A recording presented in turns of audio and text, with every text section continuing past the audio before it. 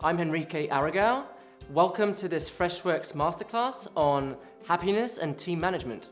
G2.com is the world's largest business-to-business software marketplace. We're powered by more than 1 million reviews from real users reviewing software. We have more than 5 million people every month that come to G2 to research and buy software, and then we work with software companies to help them connect with and sell to these individuals.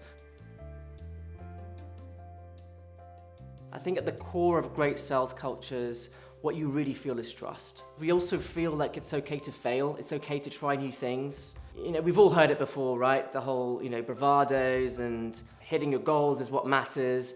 I've seen great sales cultures develop this sense of collective consciousness, which is a term developed by a philosopher called Emile Durkheim. But what it talks about is that in the future, teams are going to be more distributed in terms of how decisions are made. People need to feel empowered to make decisions. People need to be comfortable to make mistakes and to try new things. We need to be adaptable. We need to be flexible. My experience has been mixed.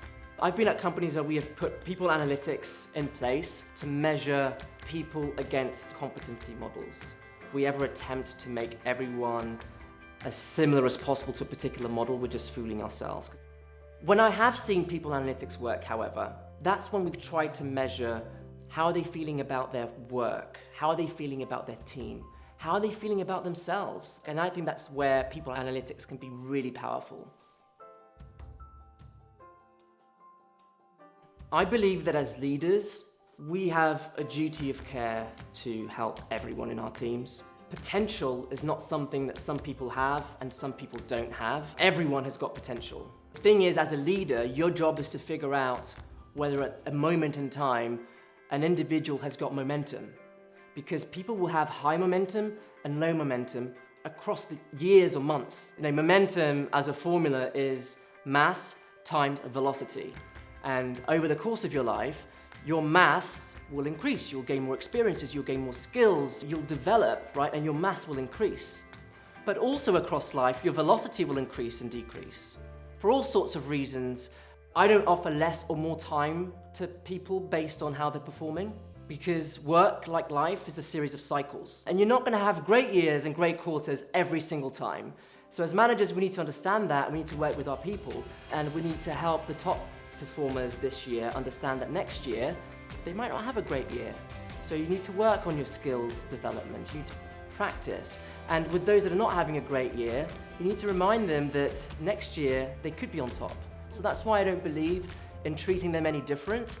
I think that if you've got them on your team, you've got a responsibility to give them that opportunity. A study from McKinsey from 2019, across 15 countries, about 1,000 large companies, found that businesses that rank in the top 25% for gender diversity in their board outperformed similar companies financially by 25%. When you look at companies in the top quartile for ethnic diversity, the percentage by which those companies in the top 25 outperform the other companies rises from 25% to 36%. Whether it's diversity of gender, ethnicity, religion, sexual orientation, things like emotional intelligence, adaptability, diversity of experience and creativity, they are going to be the most important things to dictate success. And if you're not making efforts to have that kind of representation, that kind of inclusion in your teams and in your business, you will fall behind. So it's never been more important for leaders to seek out diverse teams. What I think is really important for sales leaders to understand about seeking out diverse candidates is that it's not easy. Most of the time, we're looking for someone with 5 years experience, with knowledge in your particular solution, industry experience, 3 languages, and then on top of that, you want to also include diversity. So my recommendation is start with your network, right? Before you go off and look for candidates in your network, take a step back and actually make your network more diverse. Expand your network, go and find women in business memberships that you can become a part of, or forums, organizations that you can contribute towards. or black business membership organizations.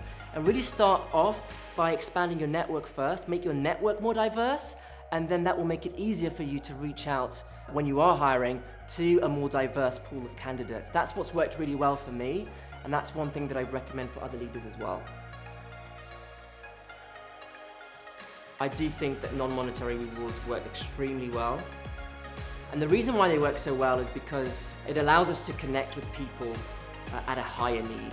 Here at G2, our entire values system has been built off of Maslow's hierarchy of needs. And so for those who don't know, it's a hierarchy of 5 tiers, all the way down from your basic necessities of safety, warmth, food, through to belonging, through to prestige, through to self-actualization.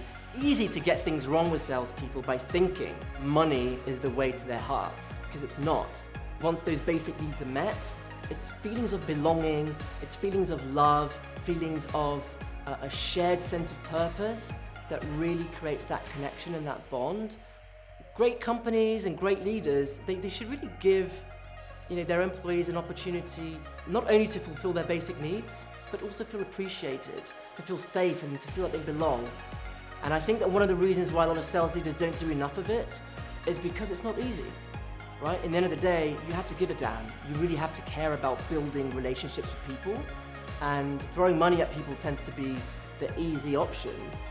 But when you really care about building that connection and making people feel connected to you and connected to the purpose of the business, that's when you go beyond non-monetary needs and into things like gifts and experiences and showing that you care.